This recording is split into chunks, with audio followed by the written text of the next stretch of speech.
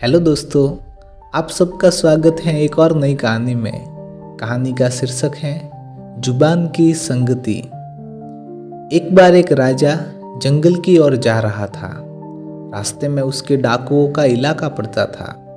राजा अपने काफिले के साथ जैसे ही उधर से निकला तो उसे एक तोते की आवाज़ सुनाई दी। तोता बोल रहा था, मारो मारो, लूटो लूटो। राजा को आश्चर्य हुआ कि कैसा तोता है।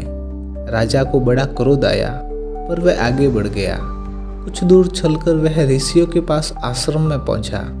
जैसे ही वह आश्रम में पहुंचा, वहां द्वार पर एक और तोता था।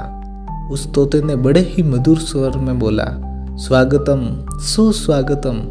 राजा को फिर बड़ा आश्चर्य हुआ तो तोते की आवाज़ सुनकर ऋषि मुनि बाहर आ गए। उन्होंने राजा का स्वागत किया, अपने आश्रम में उगे फल फूल से राजा को संतुष्ट किया।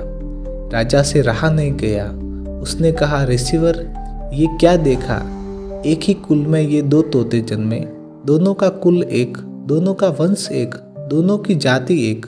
रास्ते में जो तोता मिला वह मुझे गालियां दे रहा था, लूटने की बात कर रहा था, लेकिन यह तोता तो मेरा स्वागत कर रहा है। ऋषियों ने कहा, बात कुछ नहीं, इनमें दोष इन तोतों का नहीं, उन्हें पालने वालों का है। दोनों एक ही माँ की संतान हैं, पर एक डाकुओं के पास चला गया तो एक ऋषियों के पास चला आया। तो इस कहानी से हमें ये सीख मिलती है दोस्तों कि हम जैसे लोगों की संगति में रहते हैं वैसे ही गुण और दोष हमारे अंदर भी समा जाते हैं। तो संगति अच्छी रखिए। धन्यवाद।